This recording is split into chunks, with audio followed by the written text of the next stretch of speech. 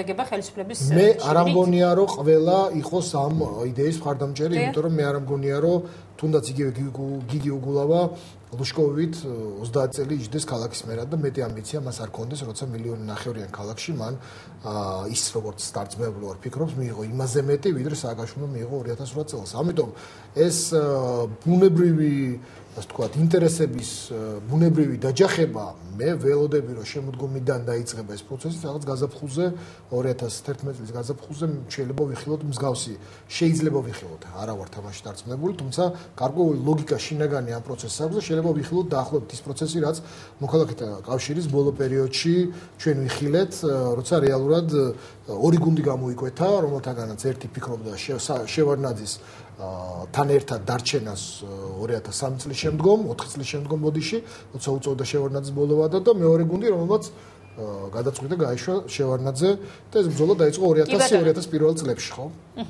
კი ბატონო, ჩვენ ესე ლოგიკურად და ნელ-ნელა მივახავდით ჩვენი გადაცემის თავარ თემას, რის გამოც ხართ თქვენ ჩვენი გადაცემის სტუმრები, ანუ საარჩევნო გარემოს შესაბამისად მე თვითონ თქვენთაგანის აზრი მაინტერესებს.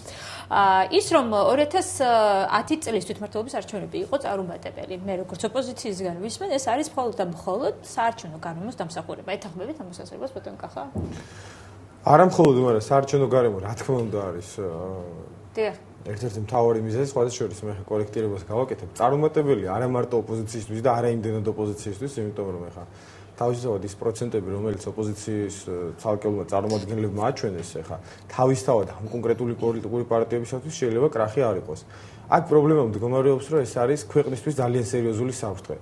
21 საუკუნის საქართველოში, რომელსაც გეზი აქვს აღებული ფორმალურად დეკლარირებულად მაინც დემოკრატიულ განვითარებაზე, სრული კრახი არის, როდესაც ქვეყნის 64 მუნიციპალიტეტიდან 64-ში არის ერთი და იგივე მმართველი პარტია და როდესაც დედაქალაქში და რეგიონებში 80 და 90%-იანი უმრავლესობით მოდიან მმართველი პარტიის დეპუტაცია. ესეთი რამ არ ხდება, არც ერთ ნორმა ვერ იტყვეთ ახლა თქვენ ვერც დასავლეთ, ვერც აღმოსავლეთ ევროპაში, ვერც საერთოდ ცივილიზებულ ქვეყნებში რა ასეთი რამე ხდებოდეს, ესეთი რამე შეიძლება მოხდეს სადმე კუბა, კორეა, რა ვიცი, აფრიკის ჩრდილოეთში მაქსიმუმ. ამიტომ თავისთავად ქვეყნისთვის ის რომ არ არის პლურალიზმი აქ პოლიტიკურ სისტემაში და ყველაფერს არის გაბატონებული მმართველი პარტია, ეს არის დიდი პრობლემა.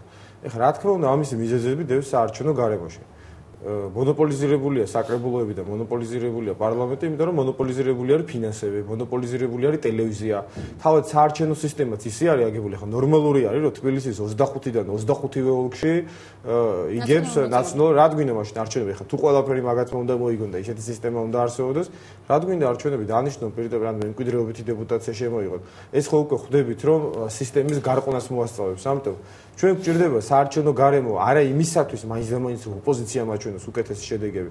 ჩვენ გვჭირდება ისეთივე ცივილური თვითმმართველობა და პარლამენტი, როგორიც არის ევროპის ქვეყნებში, სადაც პოლიტიკური ძალების რაღაცა გარკვეული ბალანსი არსებობს, სადაც გამარჯვებისთვის ბატონო კახა, აქ შესაბამისად თქვენ ციფრით თქვენი საკუთარი გამარჯვებისთვის. ამას გეუბნებით, რომ ბალანსი არის არანორმალური. არ შეიძლება რომ გამარჯვებული პარტია იღებდეს 80 და 90%-ს და მთელი დანარჩენი სპექტრი ინაწილებდეს 20%-ს. ეს არ ხდება არც საფრანგეთში, არც ნორმალურ ქვეყნებში ესე არ ხდება. ეხლა აგერ იყო ბელგიაში არჩევნები გუშინ წინ დამთავრდა ნიდერლანდებში და ხო ვიცით რეალური რა ციფრები არის ხოლმე ნორმალურ ქვეყნებში არის ზომიერი, როცა 50%-ზე ცოტა მეტს ან ცოტა ნაკლებს იღებს გამარჯვებული პარტია და მეორე კიდე მოდის ფართო სპექტრი, რომელიც წარმოდგენილი არის და რაც თავარია, ეხლა ქუთაისში რო გაიმარჯვებს ერთი პარტია, ბუნებრივი უნდა იყოს, რომ რუსთავში და ბათუმში გაიმარჯვებს მეორე. არცად არ ხდება, კიდევ ერთხელ გეუბნებით, ჩრდილო კორეა, ჩინეთი, კუბა, აი ამ რამოდენიმე ქვეყნის გარდა ვერ დაასახელებთ ქვეყანას, რომ აი 64-ვედან 64-დან 64-ში, ანუ 100%-ში საარჩევნო ოლქებისა ერთი და იგივე პარტია იმარჯვებს. ეს არ არის ნორმალური მოვლენა. საარჩევნო გარემოც მე ამას გეუბნებით, რომ გჭირდება იმისთვის, რომ გქონდეს დაბალანსებული პოლიტიკური სისტემა. ანუ ერთ-ერთი შემადგენელი ნაწილია იმისა, რომ იყოს აბა ხო ხედავთ, რომ კრიზისული არის, მე არ ამოდივარ ამ შემთხვევაში კონსერვატიული პარტიის და ოპოზიციის ინტერესებიდან. მე უბრალოდ ხო ხედავთ ყველა, რომ აი გინდა ხელისუფლების თვალთახედვით შეხედე ამას, გინდა ოპოზიციის თვალთახედვით, რომ ბოლოს 3 წელია ქვეყანა არის კრიზისში. მუდმივი აქციები, მუდმივი პროტესტი, საზოგადოება გაყოფილია შუაზე, მიდის პოლიტიკური კონფრონტაცია. ეს ესე იქნება მანამდე, ვიდრე მთელი პოლიტიკური სისტემა და მთელი პოლიტიკური ინსტიტუტები მონოპოლიზირებული აქვს ერთ პარტიას და შიგნით დიდი შეგახედონ ახლა 50 კაციან საკრებულოში ახლა 25 მაჟორიტარული მანდატიდან 25-ვეს წაღება. ეს იყო დიდი უსინდისობა.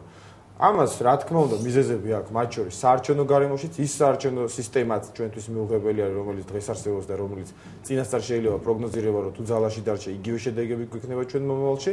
ამიტომ ჩვენი მთავარი ხედვა, კონსერვატიული პარტიის მთავარი ხედვა, ხა ფორმატზე მე გადავალთ ალბათ საშუალებებს, მაგრამ ამოცანა უნდა იყოს ის, რომ ქვეყანას ყავდეს პარლამენტი თვითმმართველობა, რომელიც იქნება ადეკვატური ქვეყანაში არსებული პოლიტიკური სპექტრის. და ისე არა, რომ პარლამენტში ან ზოგადად ვიძახი ოფიციალურ სტრუქტურებში არის რაღაცა ძალთა ერთი ბალანსი და რეალურად ყველა მიცის, რომ არის სრულიად სხვა ძალთა ბალანსი. სხვა შორის არც ერთ ქვეყანაში არ ხდება ისეთ, რომ როცა ჩამოდიან მაგალითად უცხო სახელმწიფოს ხელმძღვანელები ან დიპლომატები ხდებიან არასაპარლამენტო ოპოზიციას. რატო ხდება ეს? იმიტომ რომ არასახავს პარლამენტი რეალურად ქვეყანაში არსებულ პოლიტიკურ ბალანსს. კი ბატონო, ბატონო, მოკლედ თქვენი მოსაზრებაც ან პრობლემა საარჩევნო მთავარი პრობლემა არის ის, რომ პარტია და ხელისუფლება არის ერთი. ანუ ეს ნიშნავს იმას, რომ ჩვენ რეალურად პირველ ადგილზე პოლიტიკური პარტია ერთიანი ნაციონალური მოძრაობა კი არ გავიდა. პირველ ადგილზე გავიდა ხელისუფლება. სხვა დანარჩენი ეს არის პოლიტიკური პარტიები, რომლებმაც გარკვეული ხმები აჩვენეს. ანუ მე აბსოლუტურად ვეთანხმები კახას, რომ პირველ რიგში, როცა საუბარია საარჩევნო გარემოზე, პრობლემა არის სწორედ ეს. და სხვა შორის, როცა საუბარია წარმატებებზე ხელისუფლების მხრიდან, მე პარლამენტის სესიაზეც განვაცხადე, ბიუროზეც თქვი, რომ პირველი ორ გვერდს რომ კითხულობთ ეუთოს დასკვნით. მოდი დანარჩენი 80 გვერდი წაიკითხეთ. კი ბატონო. იმიტომ რომ დანარჩენი 80 გვერდში იმდენად თორსა პირველ გვერდზეა ლაპარაკი, რომ კი, არის ნათქვამი, რომ ეს არჩევნები იყო უკეთესი ვიდრე წინა, მაგრამ დანარჩენი 80 გვერდზე არის ძალიან ბევრი ფუნდამენტალური შენიშვნა, რომელიც უნდა გაიზიაროს ხელისუფლებას. იმას თუ იზიარებს, რომ იყო უკეთესი, მოდი რა დანარჩენი 80 გვერდი წაიკითხე და გაიზიარე. დანარჩენი 80 გვერდზე ფუნდამენტალური რაც არის, ეს არის კოპენჰაგენის დოკუმენტი 1990 წლის, ეუთოს დოკუმენტი, სადაც ძალიან მკაფიოდ არის ნათქვამი, რომ უნდა იყოს სრული გამიჯვნა პარტიასა და ხელისუფლებას შორის. და ეს სრული გამიჯვნა ნიშნავს იმას, რომ შენ ასე ვთქვათ, ძალოვანებზე დამყარებული ხელისუფლება და პარტია ერთი კი არ უნდა იყოს, არამედ უნდა იყოს თქვენ შორის გარკვეული ზღვარი.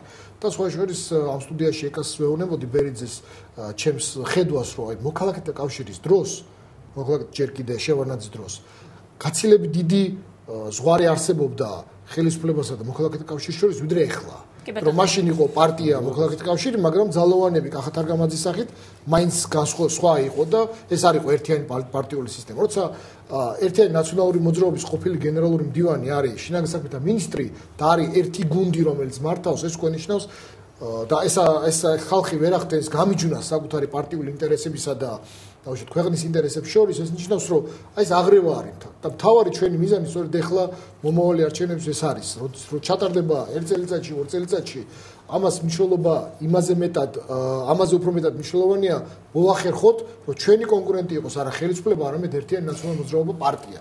აი ეს არის ყველაზე მთავარი ამოცანა და ამ შემთხვევაში ამას როგორ მივახცევთ, მე მგონი რომ ამას ერთადერთი რაც შეგვიძლია დაუპირისპიროთ, რომ აი ამ ასე ვთქვათ, მოლაპარაკების თუ დისკუსიის დროს უნდა იყოს კონსოლიდირებული პოზიცია ერთი მხრიდან, იმისაც რომ მეორე მხარეს არ გაუჩნდეს იმის ილუზია, რომ ის იმ თამაშის წესებს შეინარჩუნებს, რომელიც არის.